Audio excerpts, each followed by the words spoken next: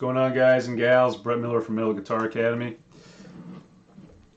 And today we're going to, hey, what's going on? Ichioda. Thanks for following. Quick lesson today. I got a private lesson actually right after this in about 20 minutes. So just want to talk about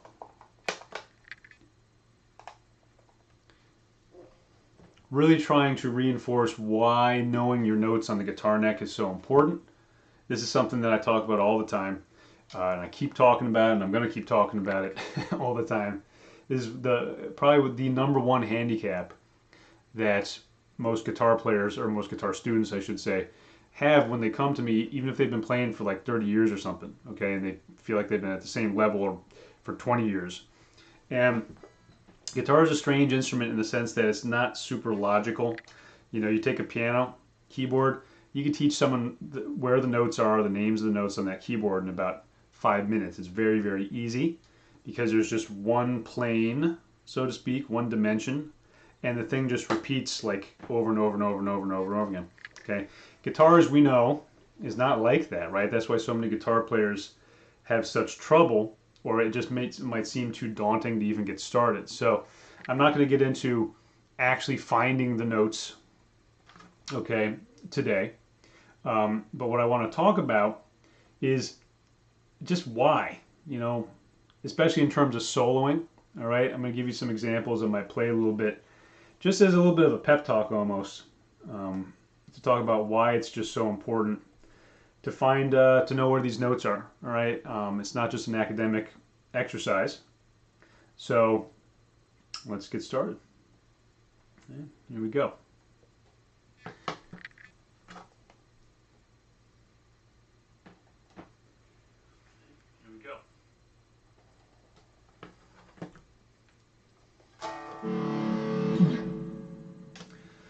So if we're doing soloing, see what most people are going to do, right, is they're going to take a scale pattern. Let's say I take something like a little bit of a, I'm going to do F Lydian just for fun today. Don't worry if you don't know about that scale. Scale is just a pattern of whole steps and half steps, right?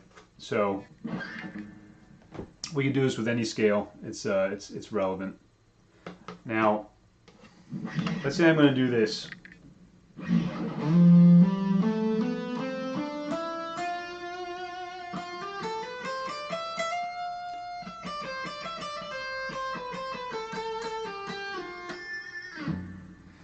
That's all well and good, right? We have a scale pattern and we're playing.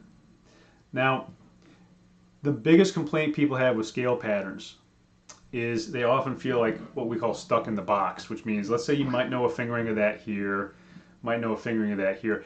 Let's say you even knew the fingering for that Lydian scale all over the guitar neck, okay? We still can have a little bit of a problem sometimes with fluidity, like moving fluidly. I do like to teach kind of 3 different ways to handle that depending on the situation, but today, with the note finding stuff, or the note knowing, I should say, I'm going to put on a track here, and we're simply going to be playing where we don't think about scale patterns at all right? Because this is the number one way to get yourself out of that feeling of being trapped in a box. So I know the notes in an F Lydian are going to be F, G, A, B, C, D, E, F. Now, if you don't know that, that's okay. Again, this is applicable to any scale at all. But I'm choosing this because it has no sharps, no flats. Okay, so it's a little bit easier for people at first to keep track of. Now, we've gone over in the past how to find notes. I'm not going to do that right now. It's very easy. But I just want to kind of show you the usage of this so you don't think it's an academic exercise only. So if I'm only thinking about those notes, basically all the notes with no sharps, no flats, okay, F, G, A, B, C, D, E, F. Put on a little track here. Let's see. Okay. This is designed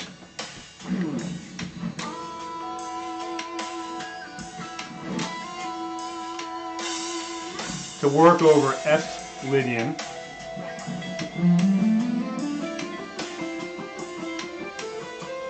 There's a little pattern. Again, we're not going to be doing the pattern, but obviously it works nicely over this. So, if I'm stuck here, in order to break out of that, I'm going to intentionally just move quite a bit here. Now again, this is a demonstration of why it's so important to know where your notes are, okay?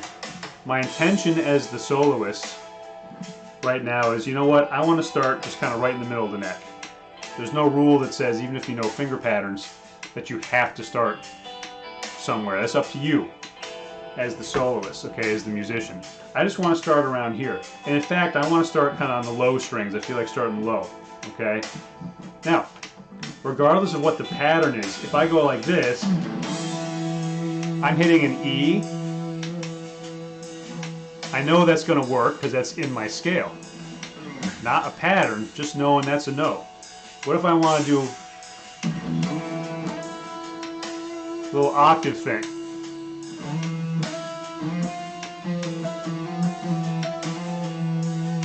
If I know where the F is,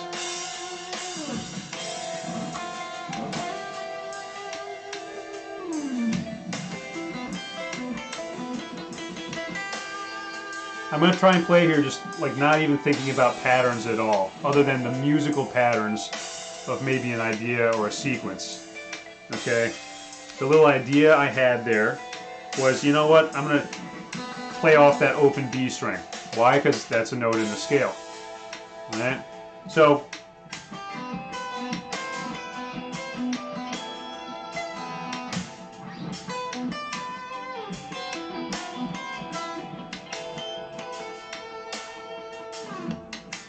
intentionally just moving around a lot. So when you hear guys do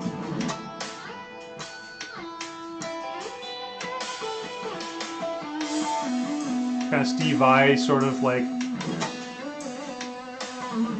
that kind of playing, which is very cool, they're not thinking, at least I can speak for myself, and I can make a pretty big wager that other people are thinking the same way. They're not going, oh, I'm going to play this one note for like a quarter of a second. Where is this note in the context of this big finger pattern that I know? And then I'm going to move to that note for a quarter of a second. Where's that within the context of this big finger? It doesn't work that way. It's not going to work because you're not a machine. All right? If you're playing licks where you want the type of sound, where knowing a finger pattern is going to work for you, as in, if I was going to go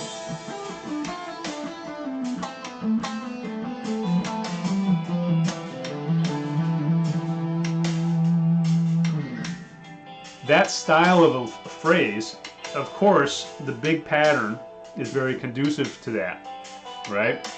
Because, you know, you're working down the strings. It makes sense to do a pattern. But if your intention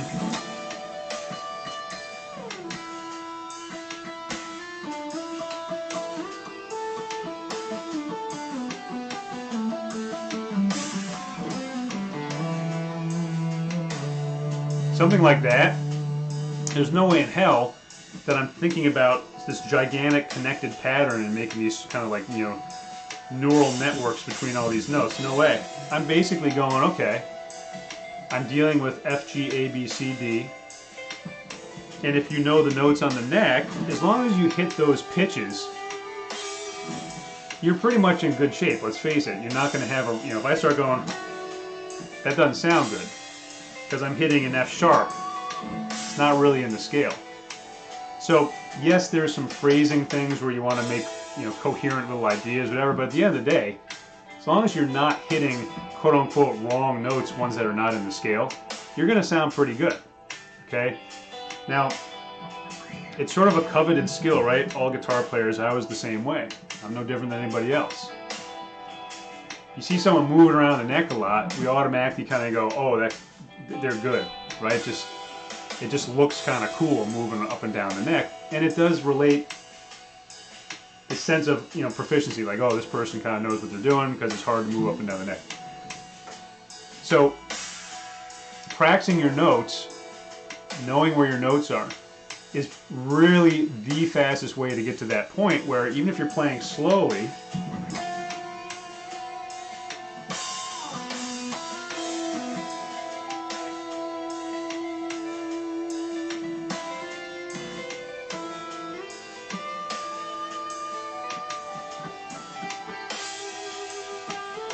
I'm trying to just do some intentional kind of big crazy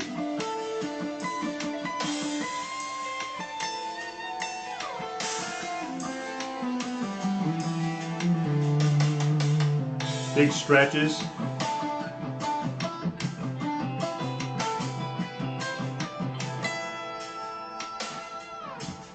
It's not really pattern based at all. I'm going, okay, here's a C, E, G, D, E, F, G. Don't necessarily even know exactly how that's going to sound in my head other than generally, right? Again, I'm not a machine. So I can predict generally how that's going to sound. Oh, I'm going to do a big leap and I'm going to kind of trend upwards a little bit. As long as I'm hitting those notes that I know are in the scale, it's going to sound cool.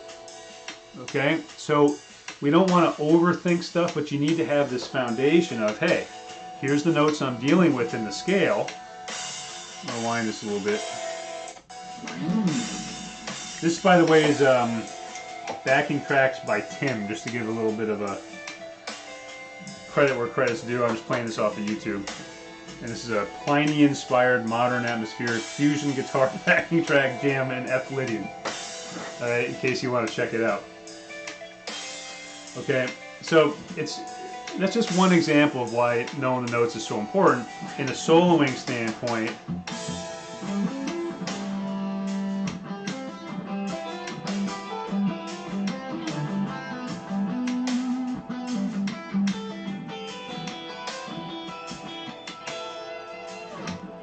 for this just kind of cool sounding fluid stuff, all right? Now, of course, and that's mostly what this short little lesson is about. Again, more of a pep talk really than a lesson, I suppose. Now, how can you practice finding your notes? There's a lot of ways. I'll get into that in a different lesson when I have a bit more time. But basically, it's about restricting yourself at first, which is a little bit boring. You know, if you put on a track like this, even if it was called F, you know, F Lydian, even if you don't know the whole scale, of course you know F is going to be in there because it's called F whatever, right? So if you start by just saying, you know what, I'm going to restrict myself to only playing Fs, and this takes a little bit of, you know, I don't know, willpower because it can get kind of boring, but you have to do it. You can do this over a track because you can at least practice being a bit more musical about it. The less notes you have, okay, as a player, as a performer, soloist, whatever, the more you have to make it interesting by doing things other than just scale patterns and speed and that kind of stuff. It has to be mostly kind of rhythmic based.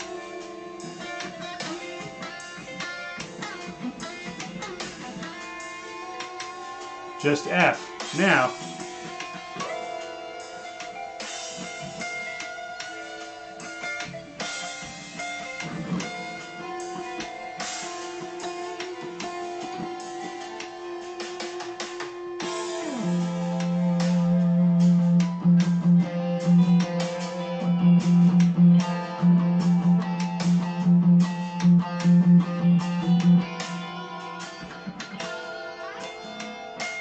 so it's possible, I know it's still super boring, I'm only hitting the one note.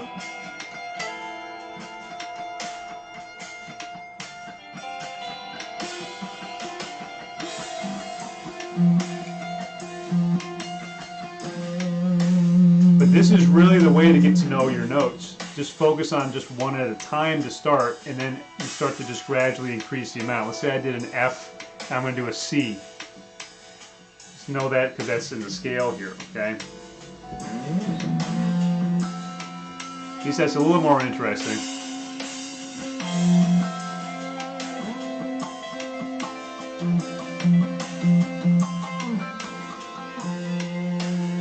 I have a little more to play with rhythmically.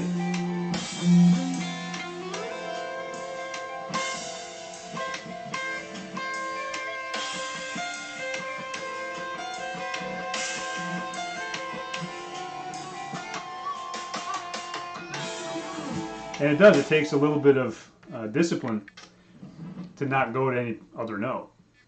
But you're laser focused on the couple that you're doing right there. Okay?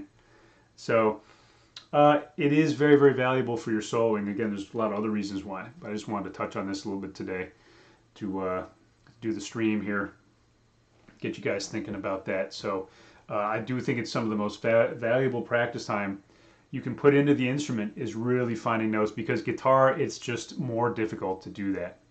Like I said, piano, scale patterns sometimes are a little more difficult because you can't just move your fingers and do the same thing. But in terms of the notes, again, it's very, very easy. You take a trumpet. Sorry, how many combinations of 3 valves do you have?